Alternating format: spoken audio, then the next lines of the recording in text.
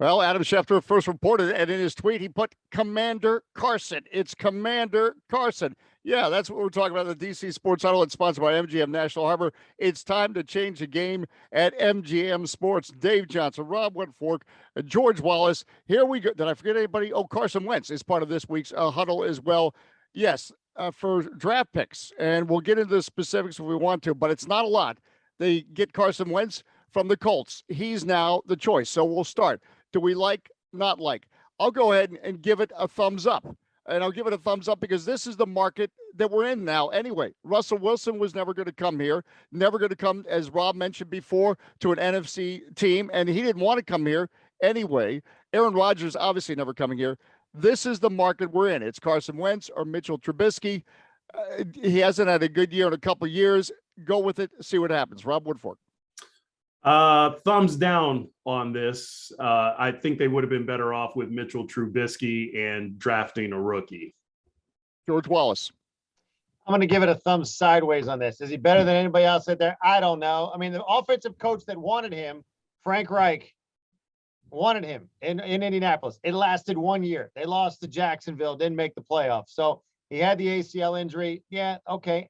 I give it an I don't know. It feels like a consolation prize to me. Right. Next. Well, yeah, no, good point. By the way, you just broke my thumb. I'll go back. Let me I didn't know we had that as a choice. I agree with thumb sideways. Dave Preston. I just made it up. I'm going to go thumbs up with the caveat that they've got to draft a quarterback this year. I think that Carson Wentz does not start all 17 games in the regular season. I think he's the best used car on the lot. He's better than the other guys that they have to offer. He's had success in the past, but you know full well that he has an injury history, and he couldn't beat the Jaguars when it mattered the most this past winter.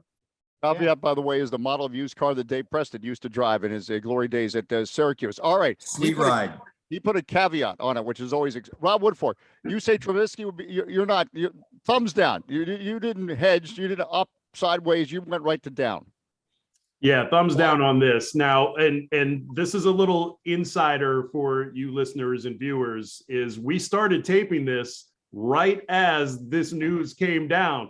So what I was saying as the news came down is that Washington, nobody was going to do business in the NFC with Washington, because NFC teams don't want to send their franchise quarterback in conference to a team that could presumably and plausibly see you in the playoffs and keep you from winning a championship. So that rules out Aaron Rodgers, that ruled out Russell Wilson, even if those guys wanted to come here, and they did not. So, given what they are working with here, the best case scenario now becomes a Mitchell Trubisky on the free agent market. You're not going to pay more for him than you did for Ryan Fitzpatrick last offseason. So for all intents and purposes, a cheap alternative and a guy that you don't have to give up draft picks for, and is an upgrade over what you have in your building. You have to draft a guy and develop him. There's no getting around that. So whether it's the 11th pick or the second round pick, get a guy like a Desmond Ridder. I think I said last week that Malik Willis would be my pick at 11 if he's still on the board. If you're able to get that quarterback and develop, the Wentz move doesn't preclude you from that, and neither would the Trubisky move. So the Trubisky move, I think, would have been better simply because he would not have cost you the draft picks that Carson Wentz does. And just like you guys said, injury history, couldn't beat the Jaguars. I mean, that should have been a layup last year. And so this is just this is a bad move on the part of Washington. Now, and plus he's older than Trubisky. I think Trubisky's only 27, and Wentz is 29 now. This one stinks. This one. Well, to put a 5 point. Now, I'm not arguing with you, but again, at least with the draft picks, it's basically a swap of a second round, if I understand this thing, and it's a couple third rounds that they basically give up. So didn't give up a lot in draft picks. That worst case scenario, it's a 3 and a 2. If he plays 70% of the snaps, it upgrades to a second round pick next year. But again, I mean, I don't think. Look, he had a lot around him in Indianapolis. I mean, that's a team that is, for all intents and purposes, a quarterback away from being a championship contending team. So if the guy who basically made you into the MVP caliber guy that you were in 2017 has given up on you after 1 year, That's what I mean. that should tell you all you need to know. All right. Seven Pro Bowlers on that Colts team last fall. 7 Pro Bowlers, and you don't make the postseason. We're going to find out if Carson Wentz is Jim Plunkett. Jim Plunkett it was flushed out of New England, didn't work out in San Francisco, wound up winning with the Raiders. Is Carson Wentz Jim Plunkett? We're going to find that out this fall. He's got to stay healthy, though. Yeah, and before we go back sideways with George, who gave us the first sideways thumb of this, we'll stay with. We had Rob Woodfork. Dave. Yeah, I think so. And it's your used car analogy. I do like that analogy. Well, I think the thing is, you're getting the used car, but you're also getting a bike too. You're getting a bike in the NFL draft, and you're going to develop that bike into a car that you're going to want to drive in the future. Maybe you're going to fix up a car. I haven't thought about this too much. You're going to put a car together like they do at IKEA or what have you.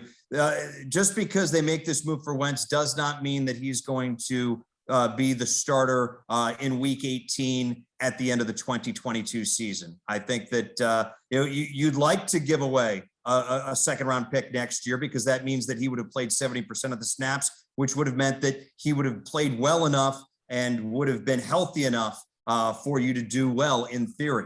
How good is this Washington roster? Everybody said that the Commanders roster is much better than a 7-10 team, that they need an upgraded quarterback would make them a playoff team.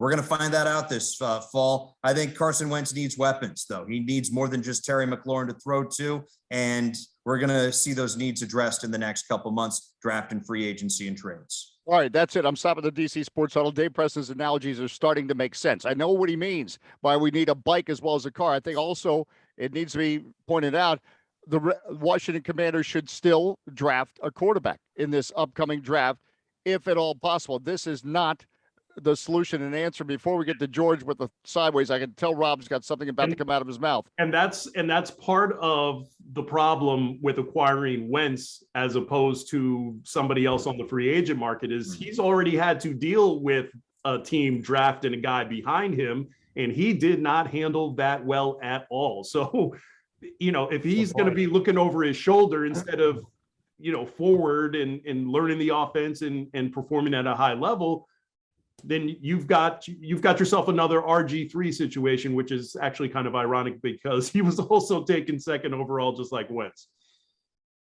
All right, George Wallace, we waited sideways long enough. You were the first sideways pick. So here, okay. Is it a low risk move? His contract has 3 years. They're only paying $28 million, which is this year coming up, guaranteed. Okay, doesn't work out. You can move on easily again. And you're probably looking for, maybe a new coach at that point. Okay, fine. They have $33 million in cap space. He's going to take up $28 million of it. So is he the best free agent you would have gotten next week out there? That's how you can look at it. Or would you rather have the draft picks? I'd still think they need to draft a quarterback, to what you guys are saying. Yes, I think this should not preclude them from doing that. They have, if it's there at 11, which we think it will be, somebody will be, I think they still have to do that. Now, does it go into their thinking? What, to Rob's point about the Jalen Hurts situation in Philadelphia? Who knows? But you know what? Get over it. Grow up. You got to figure that out. So that's why it's a sideways for me. Is it still for me? Like I said, I feel like it's a consolation prize. You got to get somebody in there. Like last year, they swung and missed on Stafford. You get Fitzpatrick. He lasted 30 seconds. You go get Carson Wentz now. Who knows? He's got the injuries.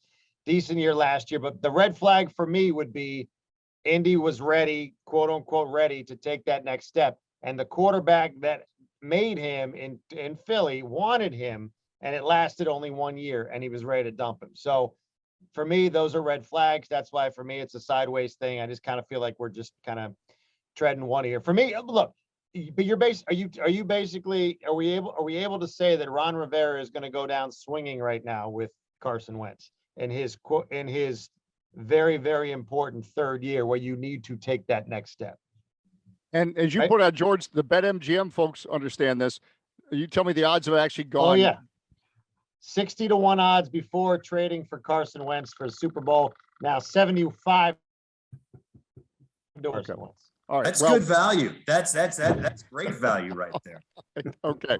Well, it's great value, but I think when it comes to a lesson learned from this, and this is no disrespect to Ron Rivera, Martin Mayhew, anyone else.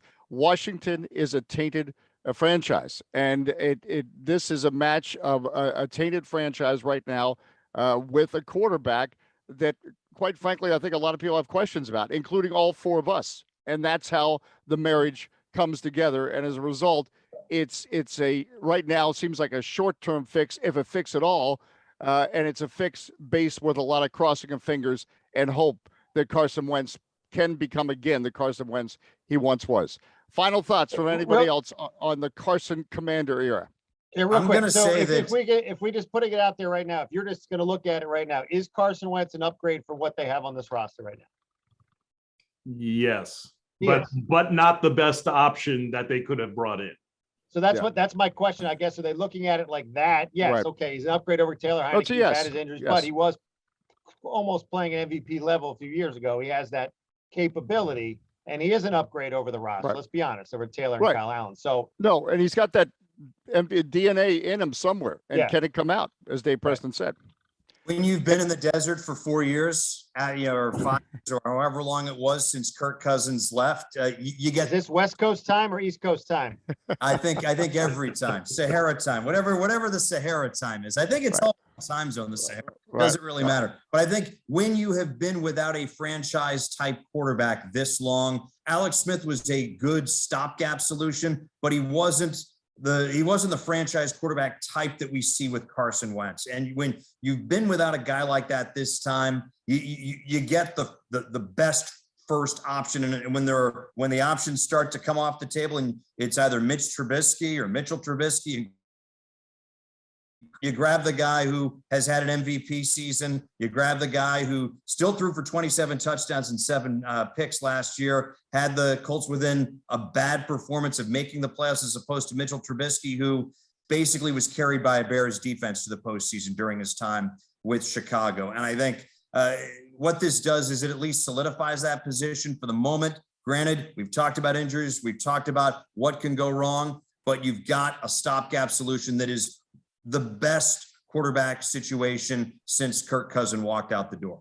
And that's the thing. That sounds like Kirk Cousins. Yeah. He put up good numbers, but then he faltered in the last game of the season that would have gotten you in the playoffs. That is Kirk Cousins to a T right there. And so basically you just traded for the guy that you could have overpaid. Let's be real. You could have overpaid Kirk Cousins and been okay. And now you're giving up multiple threes and maybe even a 3 and a 2 for this guy, and to attach it to playing time like that. How about if he makes a Pro Bowl, you get a second round pick? Just 70% of the plays. That's all you have to do to get a second round pick. And look, the Colts were clear. I mean, Frank Reich, they were clear at the end of the year. This guy was done. Yes, with them. What does it say about this team that even with this move, it's a major upgrade of the quarterback room? Yeah. And then on top of that, they keep getting fleeced by Eagles quarterbacks. This is basically the Donovan McNabb deal all over again. only it's like second removed or what have you. Right. Okay. So in essence, after all this discussion, we discover we're still stuck in a quarterback cul-de-sac in Washington that we cannot get out of. And we're going to need therapy. Everybody watching this is going to need therapy. And will we ever get out of this cul-de-sac? Oh, what's another 30 years, guys? Come on. That week's DC Sports Huddle. Any fun? I see Dave Preston. You don't want to stop. An audible at the line of scrimmage before we get out of here. It's the Mayhem Before Madness. The NCAA tournament bracket will be announced on Sunday. A lot of stuff on WTOP.com. Virginia and Virginia Tech are 2 schools competing in the ACC tournament. They need to win out. They need to win the tournament to get in. They cannot win 2 games, lose in the semifinals, or 3, lose in the finals to get there. So for this area, Navy's got a shot. Towson is headed to the NIT. That's pretty exciting stuff. UMBC is in action as well. But pretty much the schools need to win to get in. There will be no at-large berths in the DC metro area this year. All right. And so if anybody wants to talk to Dave Preston about anything other than basketball or have lunch with him, talk to him in April, because it's all college basketball. His best stuff is on WTOP.com and, of course, on the air. But you still got the Beltway basketball beat, right? It's now the bracket racket.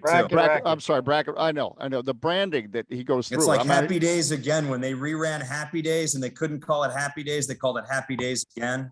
If you remember. Right, yes, I do. But that's a legal use of an analogy. Now, you had some good ones, but I'm not going to let you get away with that. George Wallace, Rob Woodfork,